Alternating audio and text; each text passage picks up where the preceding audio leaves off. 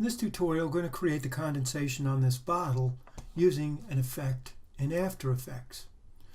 I'm going to go to After Effects and I'm going to import that PSD of the bottle into File, and I'm going to import it as Composition Retain Layer Sizes, and I'll hit Open.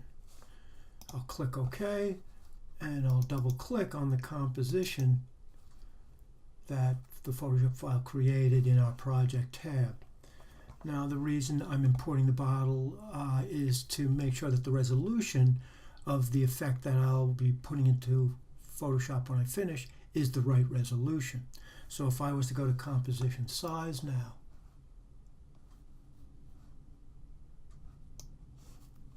you can see the size now is 1700 by 2200 pixels, which translates into 8.5 by 11 at 200 dpi. I'm going to click OK. I'm going to begin by creating a new solid layer. I'll go to Layer, New, Solid,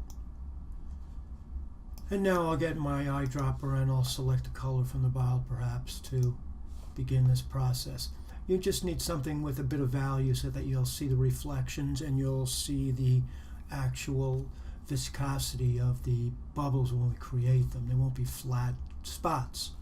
I'll click OK. And now I'm going to go to Effect, Simulation, CC, Mr. Mercury. And I'm going to drag my timeline out to about 30 seconds or so just to complete the effect, and I can now see the beginnings of this Mr. Mercury effect that I have. The first thing I'm going to do is change the gravity to 0 so that all of these little bubbles will appear in the middle of the screen. And next I'm going to go down where it says blob birth size and blob death size. Oh, and maybe I'll just make them a 0.24 each. This is all stuff that could be very subjective depending on what size you need. And now I'm going to distribute them throughout the whole document window and make them a little rounder. Now I'm going to turn off the actual bottle so this is clear on screen. I'm going to go back up to the Effect tab where it has Radius X and Radius Y. And I'll left mouse drag on Radius X to distribute it across the document. And then I'll drag on Radius Y to distribute it up and down in my document. So all this is very subjective and can be adjusted to what you might want. Now if I wanted to, I could go down to longevity, and if I were to increase that number, it will increase the amount of bubbles that will appear in my document window. Now very often you can leave it very sparse and then just duplicate the layer in Photoshop. That's another option. I'm going to zoom in on this to see what this looks like. So I'll hit Command plus on the keyboard just like in Photoshop, and you can see now it does a pretty respectable job creating what we're looking for.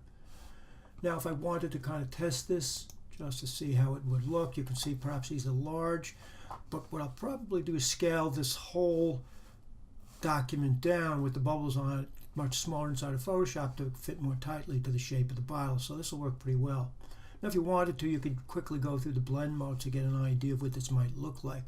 So as in Photoshop, if I hold the Shift key and hit plus on the keyboard, I can go through the blend modes and I can get a better idea of what those bubbles are going to look like.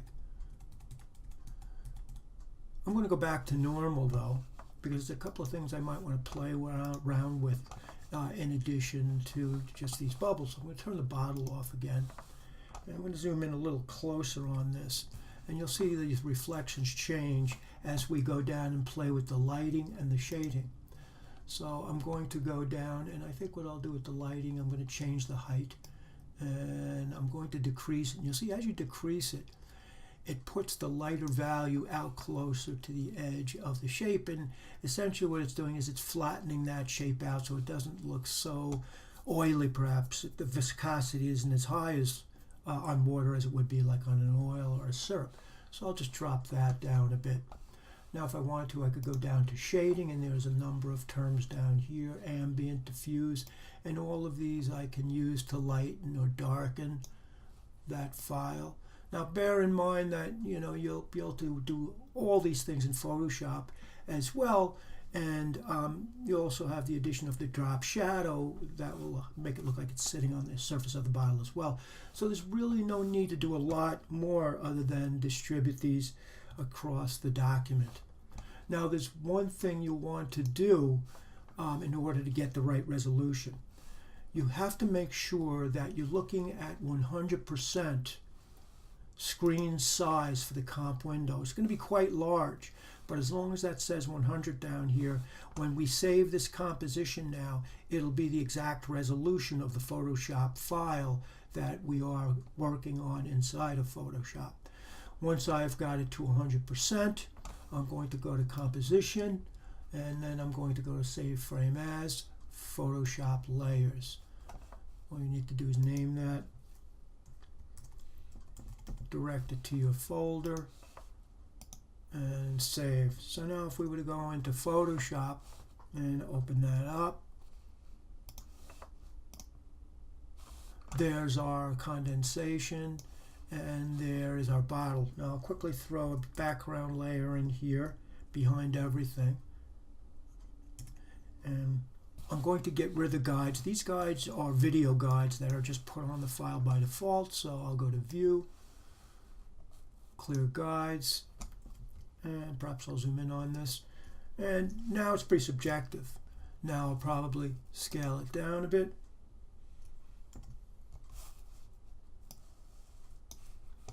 And I'll start to put it over the bottle where I might want it to go. I'm going to keep it proportional because I don't want to distort those little pieces. I'll hit Return. And if you feel that there aren't enough bubbles, in fact, what I'll do is I'll put the drop shadow on this immediately so they pop a little bit. You can see now that they're popped pretty well. And now if I wanted to, I could go to blend modes to figure out what I want here, and that will be contingent upon the color and values of your bottle fluid or the color of the bottle, whatever you choose to do with it. But what I could do if I needed more of those, I can turn off the bottle for a moment, and I'll just go ahead and hit S on the keyboard, make sure current layer is selected, and now I can go in and I can copy extra bubbles if I need, if there are places where perhaps it might seem sparse or inconsistent. So now it's just a matter of using the Photoshop skills you already have. All right, so that'll get you there. If you needed to, you could always command click on the bottle with the orange condensation layer selected, click on your layer mask, and you can have it adhere to the shape of the bottle.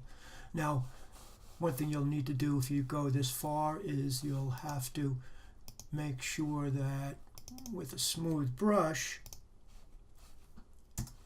you want to take off where it's going to the edge of the bottle here, and it looks a little bit inconsistent.